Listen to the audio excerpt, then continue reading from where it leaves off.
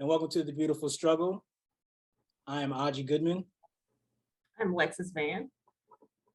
I'm Brian Mills. I'm Shatima Mills. And like I said before, this is The Beautiful Struggle.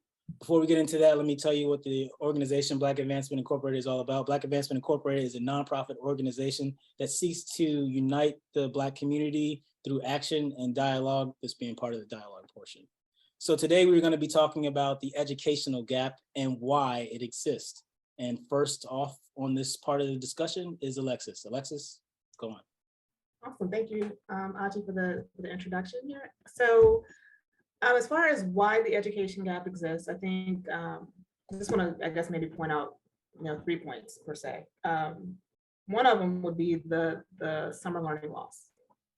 In the Black community, there's no reinforcement of educational concepts in learning programs, especially during the summer. So this creates years of disadvantage just at 3 months alone, as far as just having exposure to summer learning programs, whether it be through art programs or educational programs, things of that nature. Kids in the Black community are at a disadvantage of white kids. I don't want to just say the Black community, but communities of color or communities that are not as affluent in general.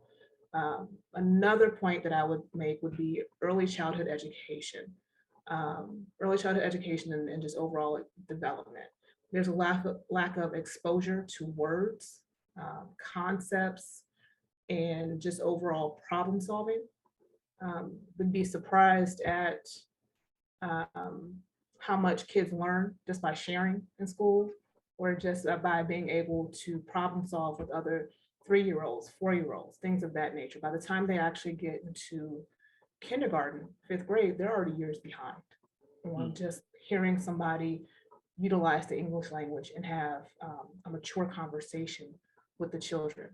And lastly, I would say the other thing that is that impacts the educational gap is social trauma and community violence. There's a cultural misalignment just based off of the trauma that a lot of kids go to, especially in inner cities.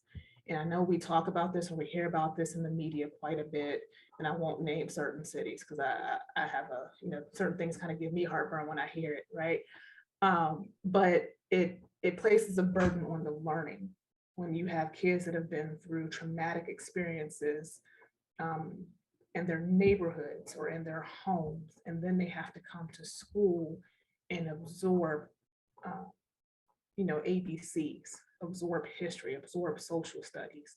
And we aren't actually addressing the barriers that are keeping kids from being able to truly understand the concepts that they're being taught in school. Fantastic. We're going to go on to Brian. Brian, man, what's your take on why the educational gap exists?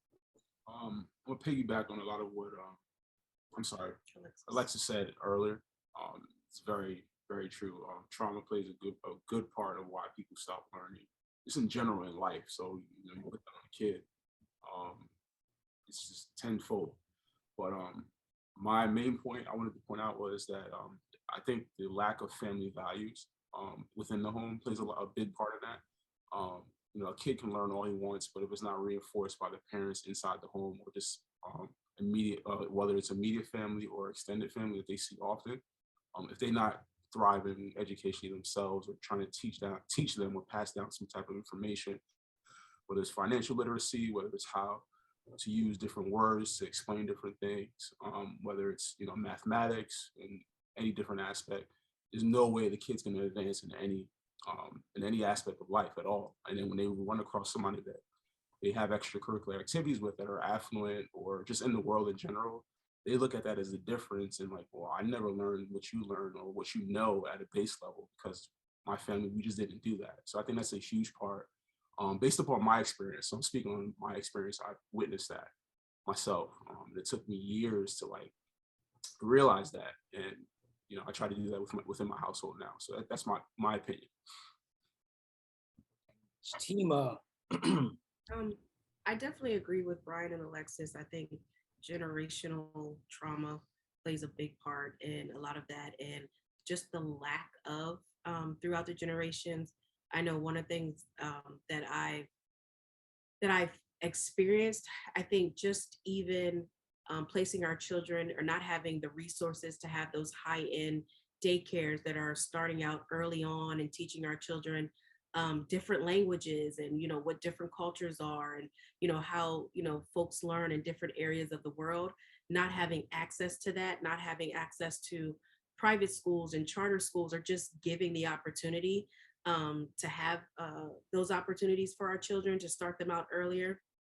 I think a lot of times we're placed into, oh, you want to do pre-K, but pre-K is, in the hood somewhere. It's been taught to teach us that, from my experience, that pre-K is for those that have a bad home, that don't have resources at home, or just to give them an outlet, where it's really just a learning tool or a stepping stone to go into kindergarten. And so I just think there's a lot that embodies why kids are not learning earlier, and why they're not giving opportunities early. And I hope I'm making sense. And I think that it just starts with the lack of resources and the lack of opportunities and the lack of passing on knowledge. I think when you look at other races, they pass on knowledge to families, not just within themselves, but to each other. They're a community. And a lot of the times when we get something, you're so excited to have it that you don't think about Chris down the hall, or someone over there. You just want to get out, and so you're only focused on you when you aren't even given one of those opportunities. And one another point I want to point out that I wrote down is just lack of credible teachers that are in the schools these days. I think that we don't have enough teachers and professors that look like us and pushing us to be better. And with that, I remember just growing up and not having sometimes a voice. And when you're not taught to have a voice, you lose it over time. And it should be getting stronger as you get older. And we're not doing that because it's not enforced, and it's not fostered within us to do. So I'll pass the mic to you, Aj. Oh man, these have all been very good points. I'm ashamed to go last, but I will try my best to make sense of at least what I came across when I was reading some articles and coming across some things. I had like 4 maybe takeaways that I came across as I was looking into why the educational gap exists in the first place. The biggest one, of course, is not to quote the guy who wrote like Blackish, but it's slavery. Slavery is a titanic reason why the whole thing started, because when they were buying homes, we weren't allowed to be able to read. So I mean, like starting from, I don't know, about maybe 18, for a majority of us, at 1870 or so up to now is when we started first getting exposure to education on a legal basis, I should say. So slavery played a humongous part in it. But along with slavery came something that we've already discussed, actually, which is the wealth gap itself. The wealth gap plays a huge part in particularly the school system moving forward after something even like Brown v. Board of Education, because a lot of schools are funded by local tax dollars. So if you have an area that has not a lot of money, then your school is going to have not a lot of resources. If you don't have a lot of resources, then you're going to lack the things that were mentioned before. You're going to lack good early childhood programs. You're going to lack good teachers. You're going to lack good so on and so forth, because you can't pay them because you don't have the resources.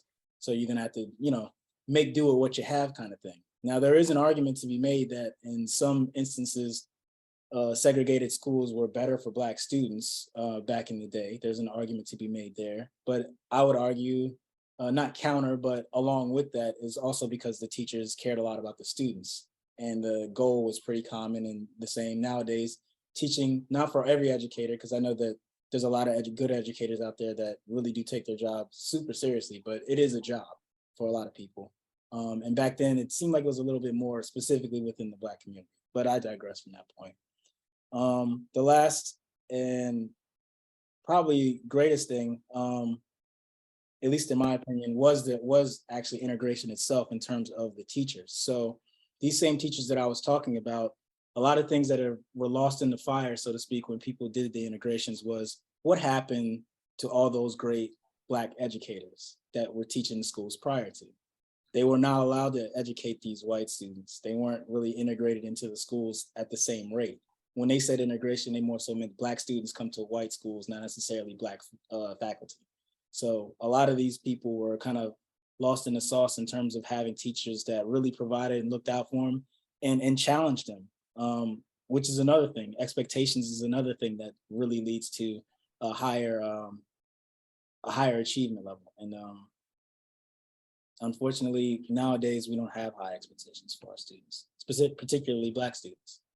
So that's kind of like where I fell down on it. I'm sure there's much more that we can get into right now on our full discussion. All right. So this is the section for everybody watching where all of our panelists get to speak and give their opinions on the topic. But I'll allow someone else to talk because I've been talking literally for the last 20 minutes, it feels like. So what are you guys thinking about, like, as far as from the research or the experiences that you've had in terms of education and the gap that's there currently? I think you brought up a good point about expectation. It's definitely a lot lower nowadays. Yeah. What it's been. Even from so I went to schools all like in inner cities or like urban, suburban communities where it was majority Black. Mm-hmm. I would say from middle school all the way up into high school. So even with me speaking back then, the expectation was a lot higher than what it is now. Because we had to learn cursive. True. That's so true. And learn how to type, Yeah. We were learning the computer because the computer was still a new technology to the masses to be used on a daily basis. So a lot of that stuff we learned along with the regular ABCs up until calculus. So so yeah, we had some good expectation. Probably wasn't the best as opposed to like the affluent towns across the state, but we still had to learn what we had to learn. But nowadays it's just like they have no idea how to write in cursive if they need to. I don't think there is a need to necessarily, but it's like they don't even care. Well, it's funny you say that because like my son had to sign a form the other day and he just had to print his name because he doesn't know how to write in cursive. I mean, he tried. He did try. I'll give him that. It's just weird. But yeah, the expectation is a lot lower. But even getting outside of that, within the Black community, being an engineer in an African American, like, if you're 2, 3, 4 generations in this country, being an engineer, getting your master's, or being a doctor, lawyer, for the masses is not like something that we strive to attain, like expectation, like you need to be one of these in one of these programs, or you need to be an educator with a certain degree, striving to be an assistant principal, sitting on the board of education or something like that. It's not that common, at least from my experience. So I think you're dead on with that, and that needs to change because once we attain these things, we'll have power in our communities, and we can turn it around. Yeah. And then we'll have the money, we'll have the resources to address police brutality, to address the wealth gaps in other areas. We'll have the resources to address financial literacy. It all starts with education. So I couldn't agree more with that statement in terms of like where it all starts and how everything. The thing that really is curious, maybe less so curious, more so just like that stands out to me every time we do discussions is how much everything intertwines with itself. Like, and that was the thing that was really trippy when I kept coming across, when I was doing research, I kept coming across them talking about resources and how the money is allocated, how it's been allocated throughout the entirety of public education within America, right, and how it hasn't been allocated to certain sectors, and how it has been allocated to certain sectors. And then it's like, oh, lo and behold, these guys do better on tests. It's like, yeah, well, no, duh. Right. Family show. But it's like, no, duh. That's the reason why they do better is because they have more cracks and more opportunities for it. But And that's, I heard somebody say one time, it was a point made by somebody, I forgot where I heard it. They were saying that like police brutality wouldn't be as prevalent, or it wouldn't happen as much if the mass majority of Black Americans, or the people that's targeted, would have life insurance. And I just thought that was an interesting topic. That is, wow, that's a little uncomfortable there, you know what I I mean? mean, I was like, I thought about it. Somebody said it, and I thought about it. I was like, you know what? That's a good point. It's You the know, truth. it's the truth. Yeah. Shameless plug, that's our life insurance. Mhm. So, Yeah, go ahead. but no, you know, so I'm the only one in my family that's not in the family business of education and social work. Yeah. My grandfather was a PhD educated, and in rural Virginia, unheard, you know, very unheard of. Yeah. You know, one of, you know, my uncle, his oldest son, his oldest daughter, they were educators as well. My brother, my mom, my sisters, they're all in social work, childhood education, you know, school social work, things of that nature. So kind of seeing the gamut. And I tell this story of, and I can't remember the name of the county. And it's funny, I didn't learn it until I was online, and when I was pledging, right? And pledging Delta, and it was something I, you know, of course, every Divine Nine is big on education, right? We're big on education, we're big on community. Like because that's what we're rooted in. And there's a reason why we're rooted in that, right? But I remember reading, and I have to go back and find which county it was in Virginia, but it was a lost county in Virginia in regards to, it was a summer where essentially they were supposed to desegregate. And instead of desegregating, they shut the schools down. Prince William. That's what it was, right? And Prince here's the funny part. So when I was asking my dad about it, he was like, yeah, like, it was nothing. So he spent the whole summer. If you ever meet my dad, he's the most patient person you will ever meet. He will stay in the car and sit in the car all day and wait for you. He's like, yeah, I had to stay in the car the whole summer. My grandparents were educators. They traveled to go teach those kids, right? In a schoolhouse, that's what they did, because it was more important to them. It was more important for those kids to have an education than to shut those schools down. Everybody in my family, like, you know, we all have degrees. We've all gone to school. We all went to HBCUs. And I think Shatima made, you know, a really good point about community and generational education and passing things down. One of the big reasons why, you know, a large part of us do so well when we come out of HBCUs, because when you go to an HBCU, and if you look at it, and I have to look at the updated statistics, I want to say 80% of African Americans that have degrees came out of an HBCU. But a large part of the reason why we do so well is because that we have a model that works. We have these small classrooms. We typically have African American teachers that have gone through the same type of struggle we went through. So we're not just learning how to do calculus or how to do biology, which, I mean, I don't know about some of those calculus professors we had at hand. I don't know if any of Hey, I don't. Hey, there's no need to give specific. Man. I still have, man, but you get what I'm saying, in the sense that we learn more about, it wasn't just what you need to know in the book. It's also about what you need to know about life. When I visited Houston a couple of weeks ago, I went and saw my accounting professor. Like, you know, I spent time with him. Like, we still have conversation. It's still a sense of community of making sure that you're okay. It's not just about that you get an understanding of the material. Because what we sometimes fail to realize, no matter what school you went to, the books are still the same, right? But there's, you know, Hampton, Howard, Harvard, it's all the same book. Accounting is accounting. It don't really matter. But what we're missing out on a lot of times is those life experiences. And, you know, we don't start traveling typically till after college, right? Or after we're good and grown, whereas you have more affluent. And it's not just about racism, it's also classism there. Yeah. And you start looking at it, right? But you start looking at where you got kids that, you know, gap year. We didn't do no gap year.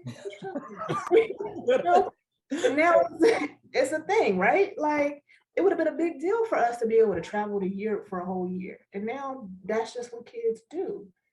So, and the other thing that we have to really pay attention to, that I think is really important, like when we look at the HBCU model, where we have the smaller classrooms, the more targeted education. There's 13 of us in this class. There's somebody that's helping us. They're giving us what we need to make sure that we succeed. Now, who's taking that?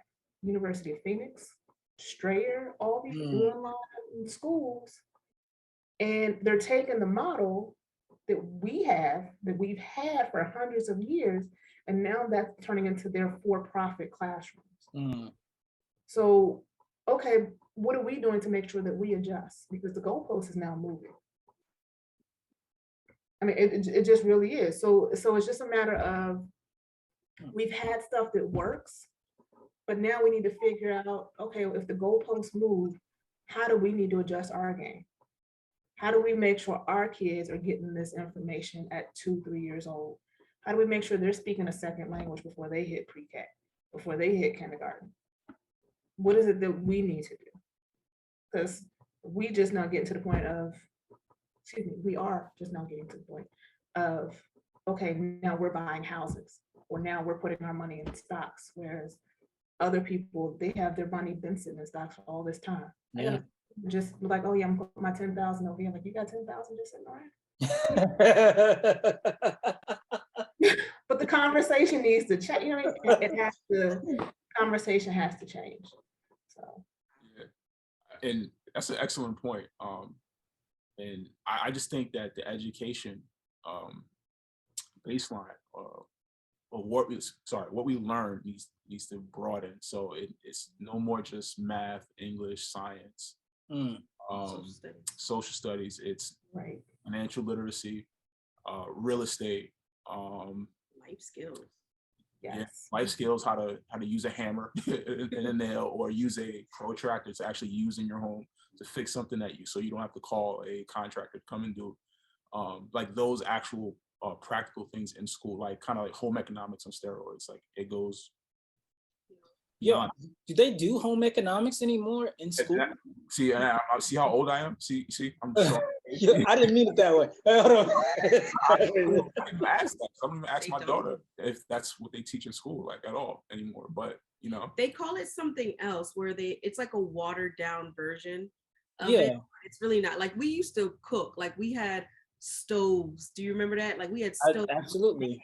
Get juices from scratch and things like that. They're not doing that anymore. I mean, we used to have classes where you could cut off a finger. Now, what happened to that education? Yeah. Woodworking in the shop. No, they still have it. But it's like you remember you making the cars to see how fast it could go? That's what I'm saying. That's exactly what I'm talking about. No, I did IT work a couple years ago in high school. The shop still looks the same to me. So I mean, I don't know. Okay, that's good. I just make terrible parts. Actually, they introduced robotics into it too, so they were doing like engineering stuff. Okay. So well, that's cool. good. That's cool.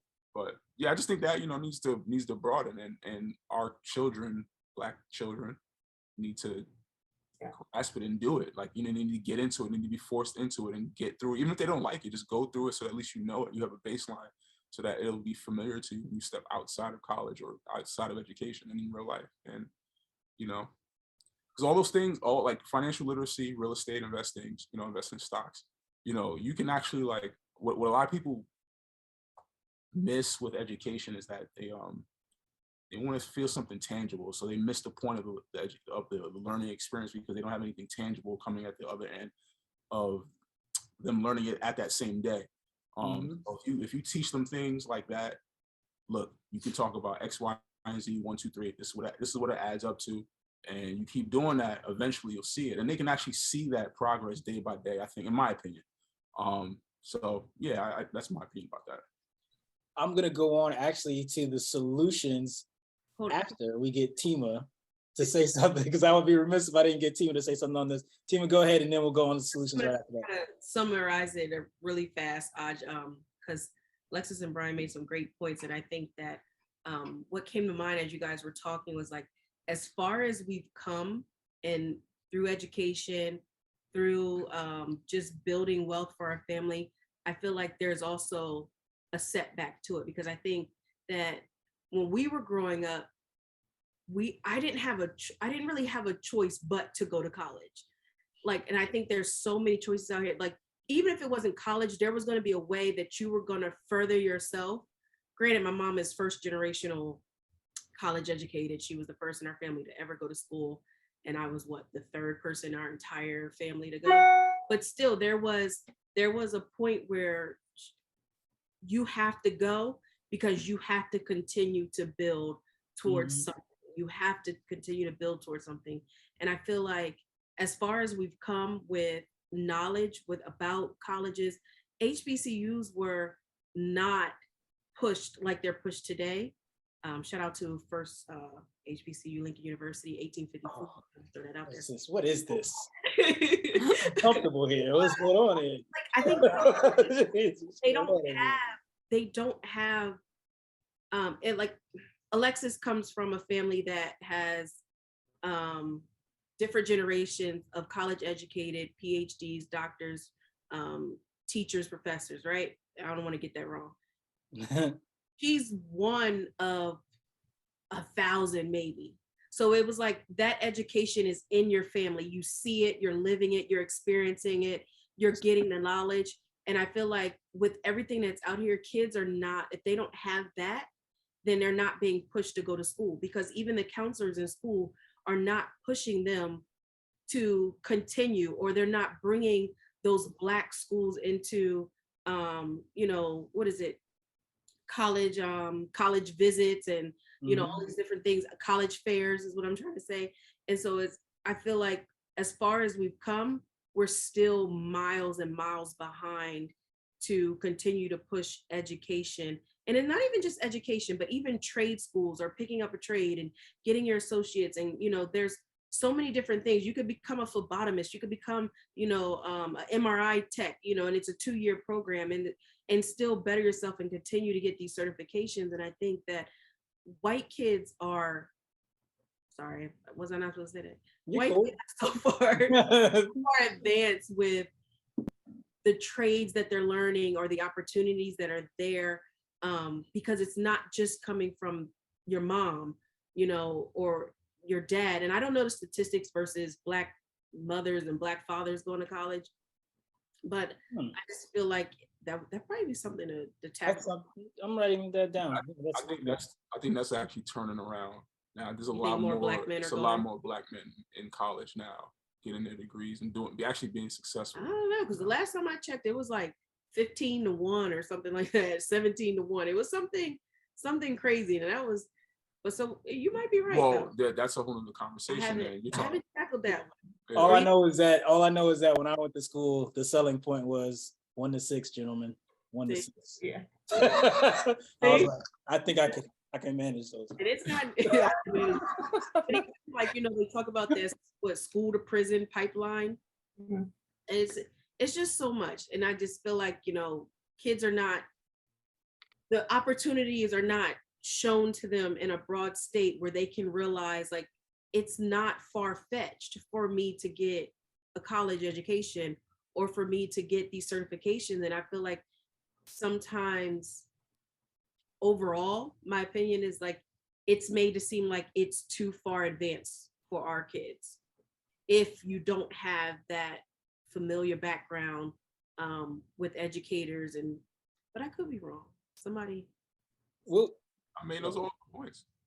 Those are all. Go ahead, Alexis. I'm sorry. I feel like, number one, when you run this tape back, you're gonna see like all my wheels spinning as Shatima is talking, and she brings up a really good point about the pipeline, right? Yeah. We are still commodities.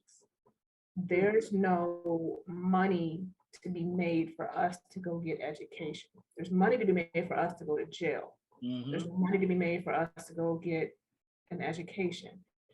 And as much as it pains me to say, because I'm quick to say, yep, go to high school day, the first Saturday in April. Go check out Howard. Go check out this. It pains me to say, go check out Howard. But you know what I mean? Don't do that. Yeah, I know. But other thing to kind of push is, and to be clear for anybody that watches this on YouTube, Hampton University is only HU. So But I will say, the other thing that we really have to focus on, that we really need to kind of push for our kids, and not to get into solutions, but as I'm kind of thinking about it, we really got to push these in-state schools. A large reason why there's a huge gap is that we have this huge debt. Like, I'm still paying off undergrad. I'm still paying off grad school. You know, put money back into, I'm in Virginia, put it back into Virginia State, put it back into, University of Maryland Eastern Shore, or wherever, whatever we need to do, because because the state divides all that money up, right? If I'm looking at a Virginia State versus a UVA or Virginia Tech, it's a no-brainer where my kid is probably going to end up trying to go to school, because our schools are not equipped. Mhm. We push education, but we don't push a facility that will be able to foster the education that our kids should be able to have. So, if we're really looking at destroying that pipeline to jail, we got to put that money elsewhere. Like, it has to be redirected towards where our kids need to go. But and bigger than that, and this goes back to Brian's point in regards to, kids just learning. Like, I didn't even get it till I was in grad school that, okay, calculus is the baseline for marketing. It's the baseline for how to do derivatives, or how to do, being able to have financial literacy. We don't conceptualize for kids. We push education, but we don't push knowledge and information. So there has to be a big push to get kids to understand, number one, you don't have to go into debt to get what you need. You don't. You don't. If you water your grass on this side, it'll be just as green as the grass on the other side. You know what I mean? Like, you don't have to push certain things. But the other thing is, we're pushing kids to read. And I don't know, where everybody is in regards to how their state does stuff, but Virginia, they push these SOLs. Like, these standardized tests, like, our kids not doing well on these tests. They're just not. Let's be honest. Yeah. But it's okay to not do well on those tests. You're still just as smart. But we haven't taught them how to conceptualize this information to say, okay, maybe this is, I'm not gonna say who cares. I shouldn't say who cares. But let's be real, right? If you're reading a history book, that's great. When you're doing these SOLs, all you're doing is regurgitating whatever you learn. But that in itself does not constitute whether or not you're smart.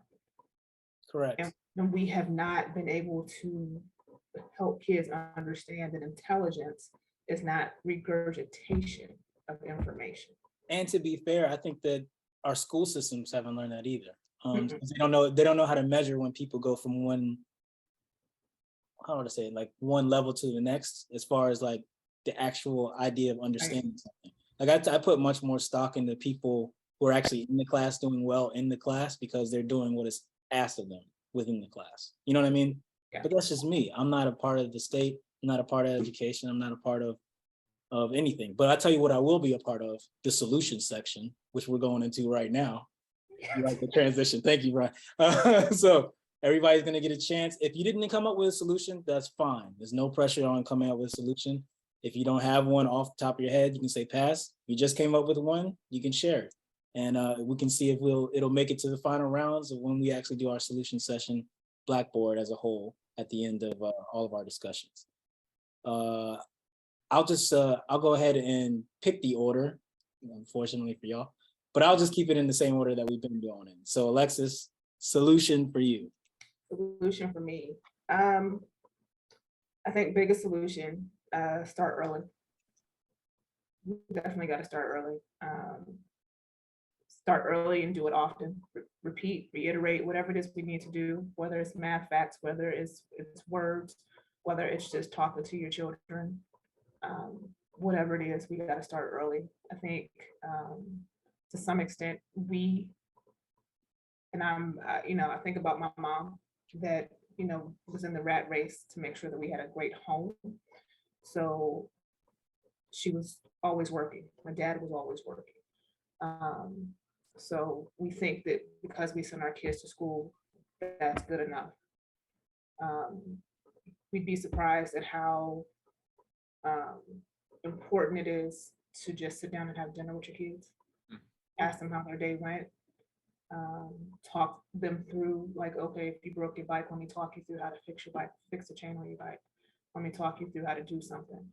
I have a 12-year-old niece that loves to play basketball, and she swears all out she's going to the NBA. She doesn't even want to do the WNBA. She hasn't even thought about college. And I sit down and she and I talk about contracts. We talk about negotiating. We talk about branding, how your branding starts early versus you waiting till you get there. So how you walk and how you talk now is important. How do you, how do you negotiate what it is you're looking for, as opposed to having somebody tell you what you're going to do? If you want $1 million contract and I look at it, I probably shouldn't say it like I look at Brittany Griner. There's a reason why Brittany Griner had to go play overseas, because we weren't paying enough. Like, okay, so how are we going to negotiate a contract to make sure that you can stay here and get the same type of contract as what's her name, Manesco? Yeah. Right. Yeah. So, I know you're talking about. yeah. So how do we make sure that we can do that?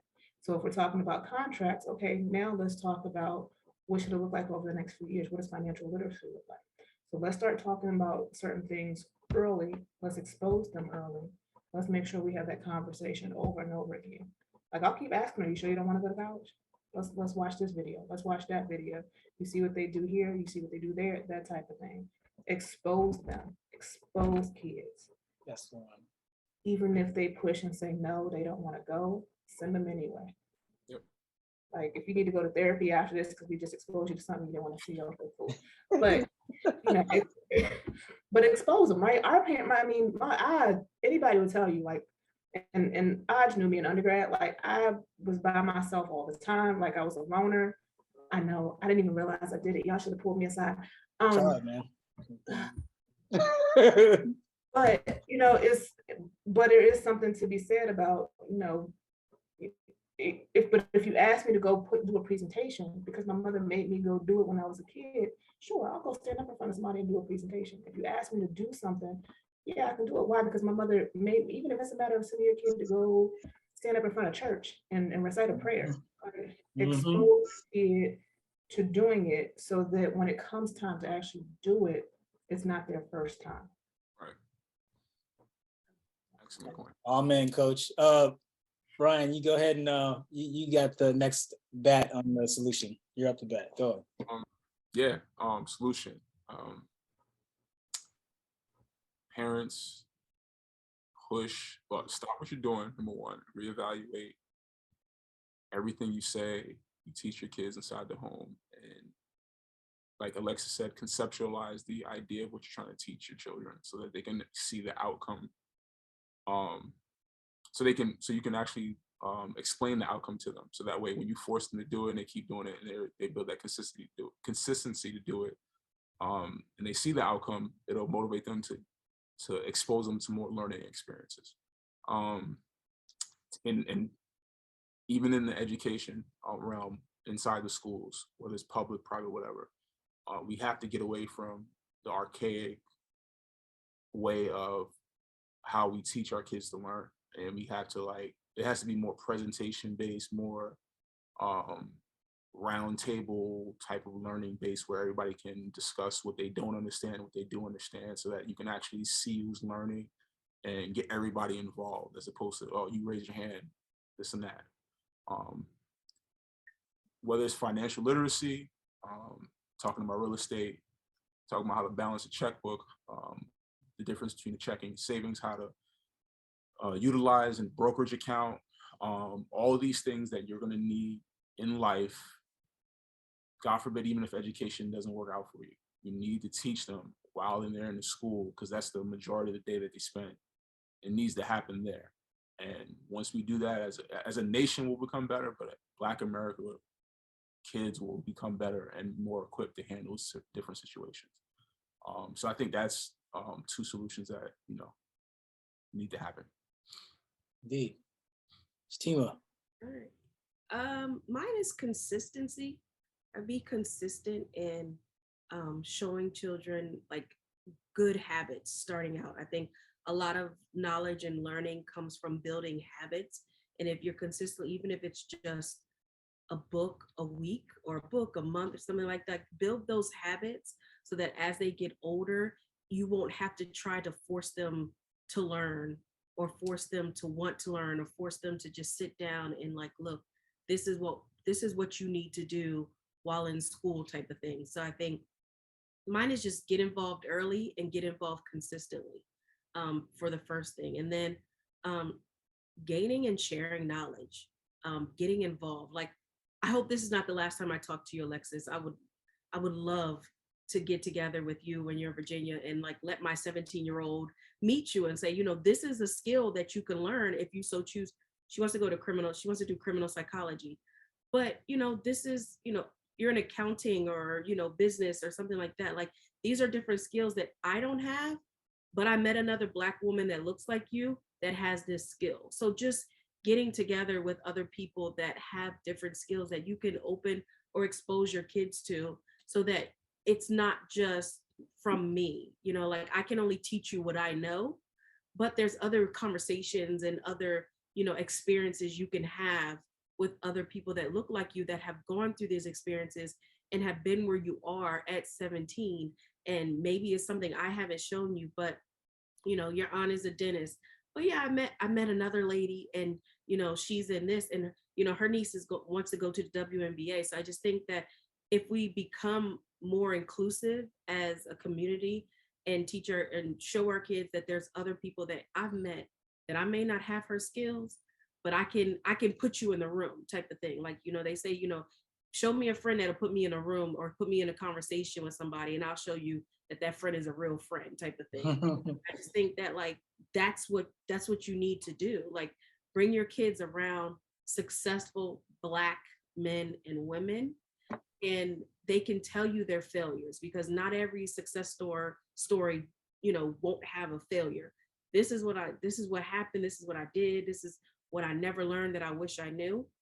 And I think that with our kids, you know, you hear from your parents so much that it just becomes like a broken record.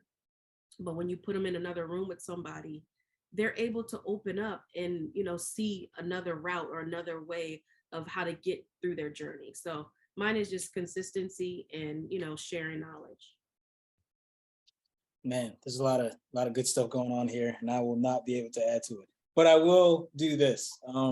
I'm gonna pump up a couple of different solutions that the Black Advancement had thought of before, and I'm gonna throw out one of my own. So one of the cool ones that we had was called Pin It Forward. It was something that we used to do when Shanice, y'all all know her. She used to work down in Baltimore City, and one of the things that we did through Black Advancement was we created like this pen pal program that we had with the illustrious Hampton University, some of the students over there. I mean, got connections. Anyway, what we did was we would ask them what they wanted to become prior to this program starting. And they all said the typical things, you know, rap, football player, basketball player, just stuff that kids say, you know what I mean? And in some cases, adults say, I mean, who wouldn't want to be a basketball player? I know I would. Anyway, so absolutely. So, but what we did was we would take this and we let these kids talk to some people who were actually in college, and they got exposed to a bunch of different things. And by the end of the program, some kids were like, well, I want to be a marine biologist, because one of the people who was there with them was a marine biologist, and they would tell them in these letters the kind of stuff that they did. And they were like, oh, that's kind of interesting. So it's like more so the exposure thing, which is all something that all you guys mentioned. It's very cool. That was called Pin It Forward. We didn't kill the program, but we don't do that program anymore. But that's something that's very good for education. We could pick that back up. It's not a big deal. Another thing that we do, which is still ongoing, is the Page 57 project. And that's something that's completely different, but I'll get into it just for a second. And that was basically, it's a kind of a documentary / interview of people who were around during integration and prior to or in segregated schools from the Black perspective, to see if education has been better for Black Americans since integration or in segregation, because of the whole argument that we had mentioned before about, in some instances, it seems as if segregated schools were doing just as well for Black people in some cases as integrated ones were. That was something else that we looked into doing, and it's still ongoing. However, now that I am up to my usual tricks for my own solution, it's real basic for me. It's something to do with mentorship, or something to do with adding to the school day, but not making it feel like it's an additional to the school day. I think a mentor or somebody who can help guide some of the youth of today, both educationally and just from a mindset standpoint, I think that would really help out in terms of quelling the educational gap. Because if you don't have anything that you're striving for or looking forward to, you're not going to get anywhere. It's like the old adage, I think Herman Edwards is the first person I heard say it, but it's like a dream without a plan is just a wish kind of thing. So if you don't have steps to be able to achieve whatever goals you have, you're not going to achieve the goals. It's really that simple. But by hanging out with people who have either tried something and achieved something of any sort, it doesn't have to be the same thing, but you see the process that they go through, maybe you'll adapt that process and be able to do it too. Well, with all that being said, I'd like to thank everybody for coming out. That's the beautiful struggle for today. Thank you for watching. You can see more of this at a Black Advancement YouTube channel or at our website, which is www.blackadvancement.com. Until the next time, peace and advance. Yeah, how about that?